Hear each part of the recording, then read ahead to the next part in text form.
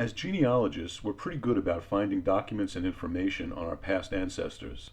But what about finding living relatives? Here are 6 groups of techniques to consider that may help you find living relatives.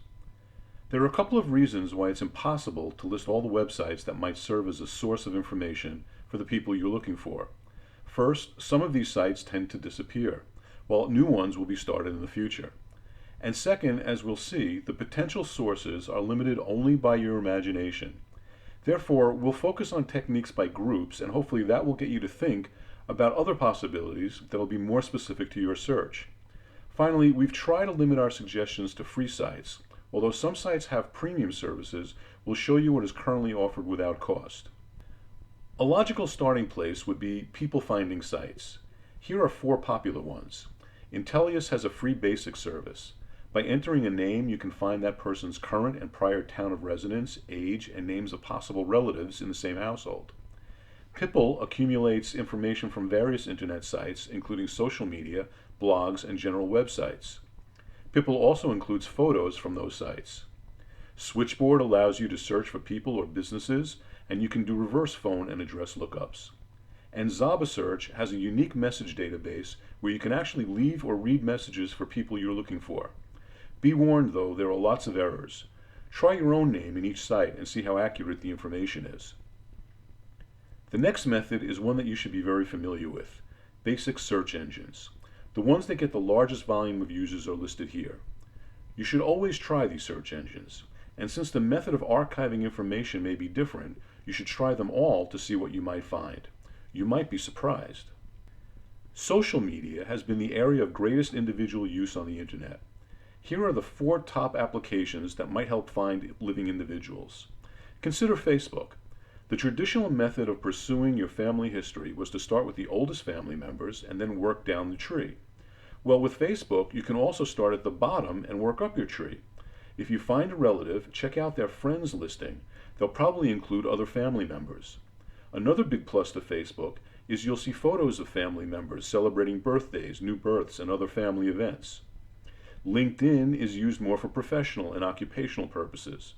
Many of the profiles also have photos of the individuals.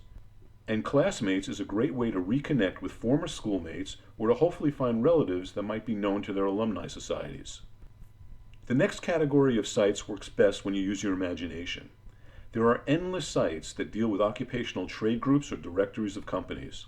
If you know a relative's occupation, play with different Google searches to see if there are any sites that specialize in the occupation you're looking for. For example, in New York State, all occupations that require licensing are searchable for people to verify that an individual's license is current. For example, of course you'll find CPAs, architects, dentists, and pharmacists. But you can also search for social workers, contact lens dealers, and athletic trainers. If you're looking for someone in another state, see what that state's licensing department might offer. Now, here's where your imagination comes into play.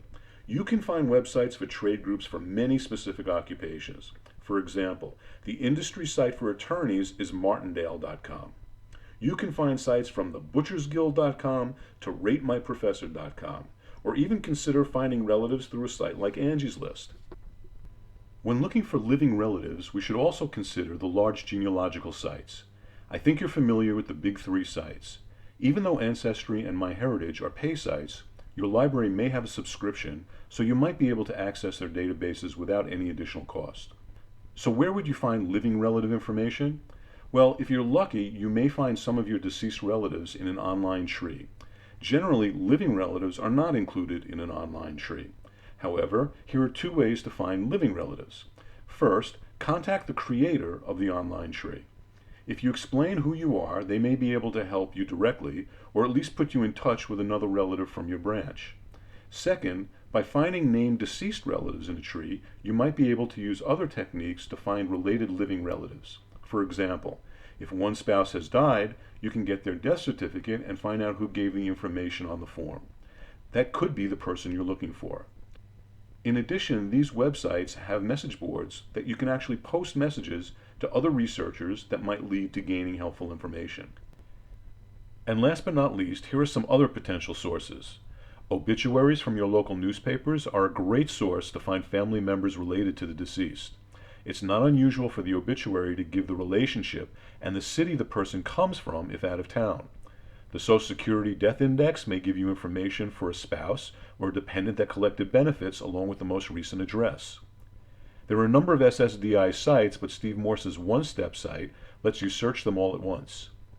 The International White and Yellow Pages site will help you find people worldwide if they're listed in a phone book. And here's another out-of-the-box idea.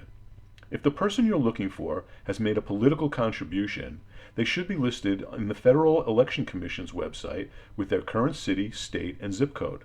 Then you can use some of the other techniques to follow up.